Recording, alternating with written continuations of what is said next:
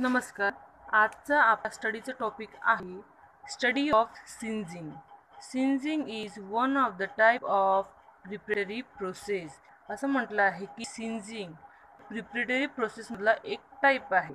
Before that त्यापूर्वी सिंजिंग करण्यापूर्वी आपण विविध प्रकारचे फॅब्रिकचे टाइप्स कुठले कुठले आहे ते बघू. So fabric types are cotton, polyester, jute, silk, wool.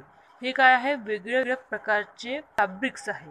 Okay, त्यामध्ये every fabric has the same preparatory process. प्रत्येक फॅब्रिकची दिल्यापैकी प्रत्येक फॅब्रिकची प्रिपरेटरी प्रोसेस काय आहे, सेम आहे. But the chemical use for various fabrics and the preparatory process is different from each other. यापैकी सगळ्या फॅब्रिकची preparatory process जी आहे ती सेम असणार, बट जे केमिकल्स यूज करणार आहोत आपण for the cotton, for the polyester, jute, silk and wool, chemicals are different. Okay, but the process is same.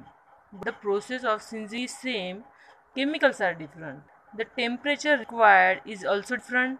यापैकी प्रत्येक फॅब्रिक टाईपला जे टेम्परेचर लागणार आहे टेम्परेचर डिफरंट असणार आहे, because as we know that some fibers are natural and some are synthetics. यापैकी कुठले कुठले फायबर्स नॅचरल आहे आणि कुठले काय आहे सिंथेटिक. सो त्यांच्यासाठी जो टेम्परेचर लागणार आहे आपल्याला तो temperature are different. Okay, so after that बघूया इम्पॉर्टन्स ऑफ प्रिपरेटरी प्रोसेस.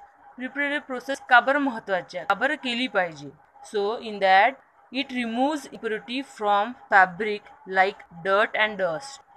फॅब्रिकमध्ये कधी जेव्हा फॅब्रिक बनतो विविंग मशीनवर, at that time it presents dirt and dust in the fibres when the fabric is on the loom or the machine.